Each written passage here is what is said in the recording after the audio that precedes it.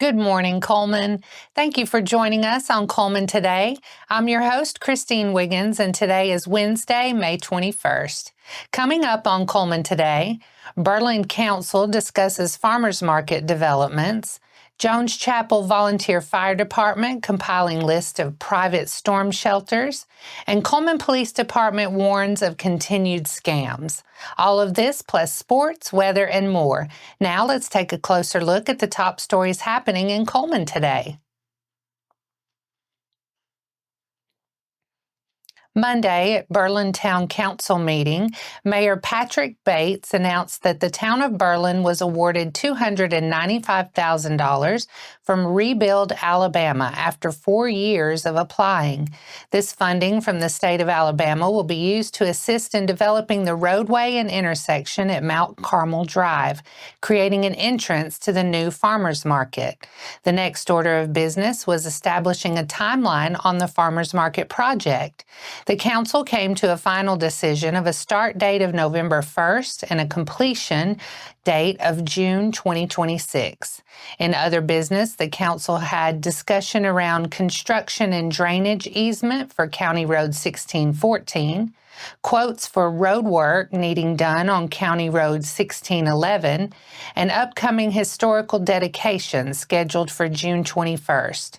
The next meeting of the Berlin Town Council is scheduled for June 16th at 7 p.m. at Berlin Town Hall. Jones Chapel Volunteer Fire Department Chief Clint Thrasher said since there is not currently a list of privately owned storm shelters for the area that he is aware of, he hopes to build a registry of privately owned shelters in the community to expedite searches in case of natural disaster.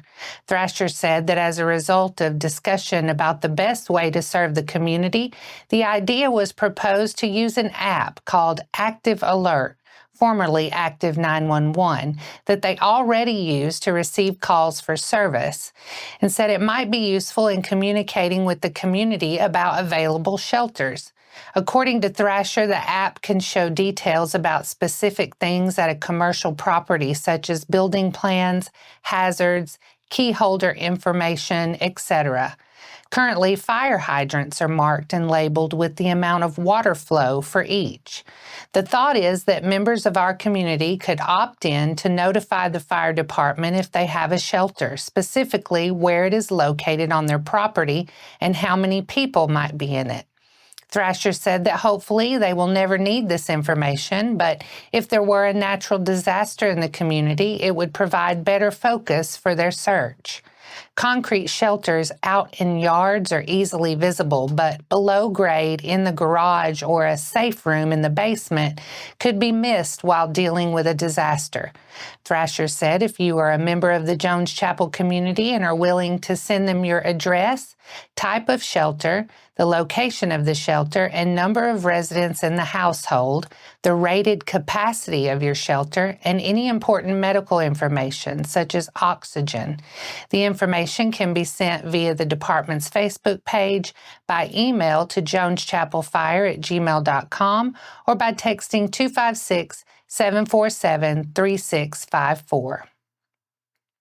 The Cullman Police Department is reminding citizens to be on alert for scammers making phone calls falsely claiming to be a Cullman police officer. CPD advises that if you receive a call from someone claiming to be a Cullman Police Department officer, do not provide any personal information or send money. Scammers may even use incorrect variations of names to sound legitimate. CPD says they will never ask for money, gift cards, or personal financial details over the phone. What can you do?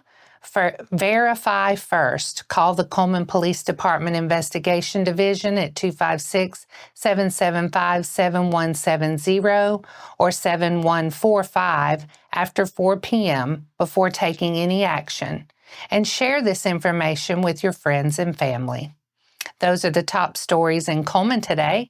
Coming up, Wallace State's women's golf finishes 5th in the Nationals. Sports is next. I'm Lieutenant Chad Whaley with the Cullman County Sheriff's Office.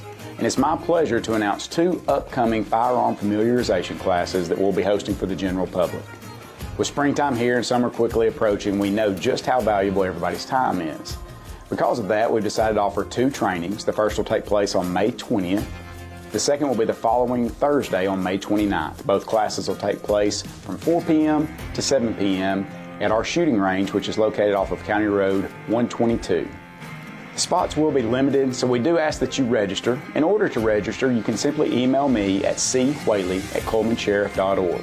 You will receive one-on-one instruction from our deputies and firearms instructors that will teach you how to safely and effectively use and care for your firearms. From the Cullman County Sheriff's Office, we just want to say thank you for continuing to make Cullman County special, and we look forward to seeing you there.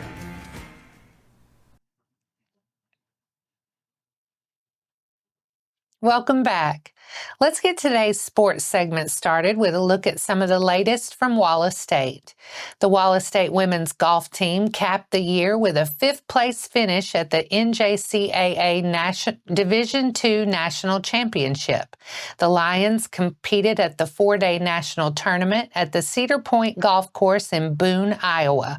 The Lions finished with a team score of 220 over par across 4 rounds of action. Head coach J.J. Adams said they were very proud of the team for navigating peaks and valleys throughout the year and overcoming difficult conditions with upwards of 40 miles per hour winds. Adams said he's very excited for the fall to see what they can improve upon. Wallace State started the tournament with a 338 in the first round and 5 strokes better in the second round with a 333. Unfortunately, the third round was the worst for the Lions as they finished with a score of 352. They finished with a 349 in the final round. The play of freshman Mallory Brooks led Wallace State at the national tournament. She had a 6th-place finish at nationals. Brooks posted a score of 318 over 4 rounds. She opened with a 78 in the first round before shooting 75 in the second round. She rounded out the tournament with an 84 in the third round and an 81 in the fourth round. She earned NJCAA First Team All-American honors with her 6th-place finish. Alyssa Warren tied for 21st place with a score of 334 for the second-best finish for the Lions. Lainey Cornelius finished with a score of 338, good for 25th place overall. J.C. Blackwood and Natalie Mason shot a 386 and a 400 respectively. And that wraps up sports for today. After the break, an annual rummage sale fundraiser, a summer camp for theater lovers, Wallace State dental hygiene scholarships, and registration is open for the Agriplex's June Lunch and Learn. We'll be right back.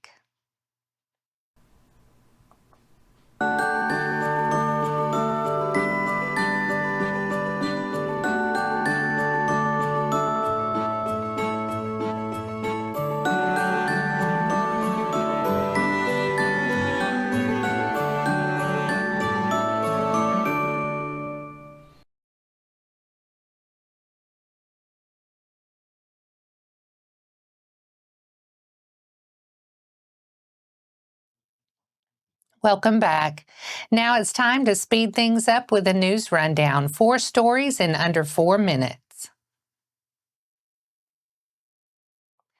Annabelle House has our first story in the rundown about an annual church fundraiser for missions. Christ Covenant Presbyterian Church has once again made a major impact through its annual rummage sale, raising $22,533 this year. The funds will support upcoming mission trips to Belize this summer and potentially Greece in the future. What began as a simple idea during a missions committee meeting 10 years ago has grown into one of the church's most anticipated traditions. Held the weekend after Mother's Day, the event has become a staple for both the congregation and local community. Preparation begins nearly 6 months in advance, with volunteers sorting and pricing thousands of donated items from church members and their extended networks.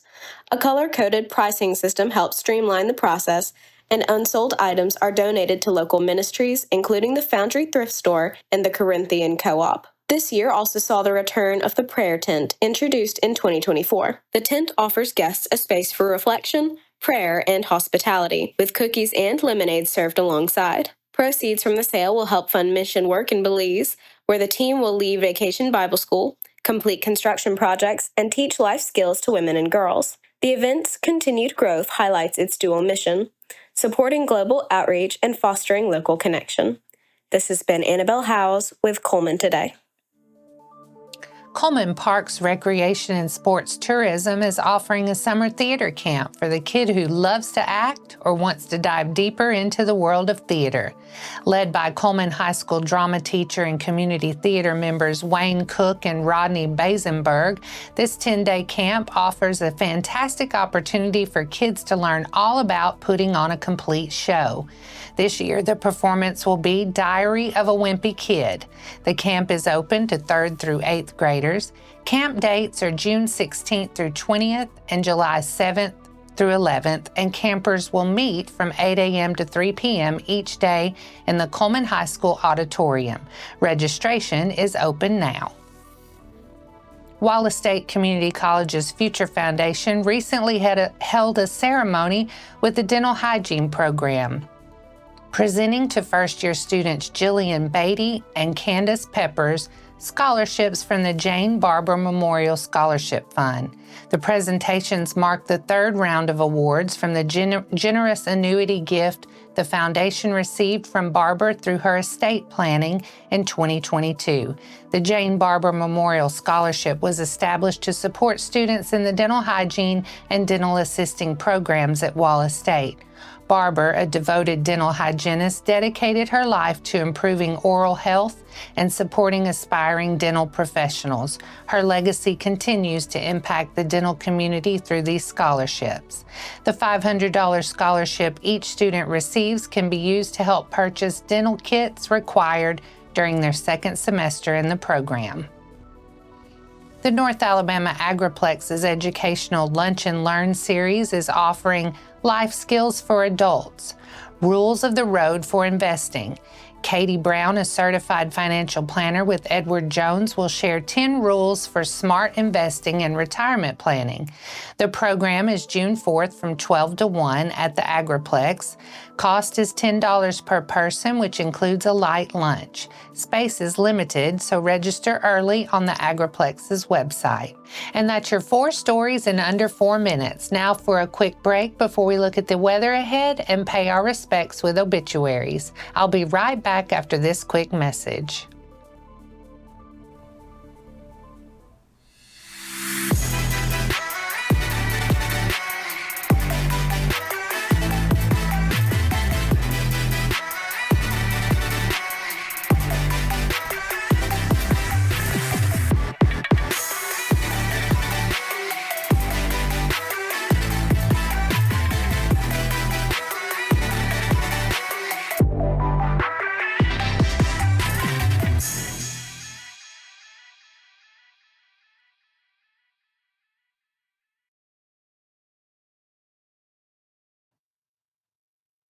Let's take a moment to pause and pay our respects to those who lost their lives this week as we turn to obituaries. Virginia Catherine Buchanan, 74 of Vinemont, passed away on Saturday, May 17th. Funeral service will be at 1 p.m. on Friday, May 23rd at Cullman Heritage Funeral Home, with burial at Flint Creek Cemetery. Visitation will be from 11 to 1 p.m. on Friday, May 23rd at Cullman Heritage Funeral Home. Larry Douglas Oden, 79 of Cullman, passed away on Sunday, May 18th. A memorial visitation will be held from noon to 2 p.m. on Thursday, May 22nd at Cullman Heritage Funeral Home. He will have a private burial at Center Point Cemetery in Holly Pond. Mary Frances Tanner, 90 of Cullman, passed away on Monday, May 19th. Funeral service will be at 10 a.m. on Friday, May 23rd at St. Paul's Lutheran Church, with burial at Bethel United Methodist Cemetery. Visitation will be from 8:30 to 10 a.m. on Friday, May 23rd at St. Paul's Lutheran Church. Our thoughts and prayers go out to their friends and families. Now let's take a look at your weather forecast. Today we should see sunny skies with a high near 80, and tonight will be mostly clear with a low around 60. Thursday, more the same with a high near 81 and a low around 54. That wraps up today's edition of Cullman Today. Thank you for sharing your morning with us. And remember to stay connected by following us on social media and visiting CullmanTribune.com for the latest from our community. We'll see you bright and early tomorrow morning. I'm Christine Wiggins with Cullman Today. Have a great day, Cullman.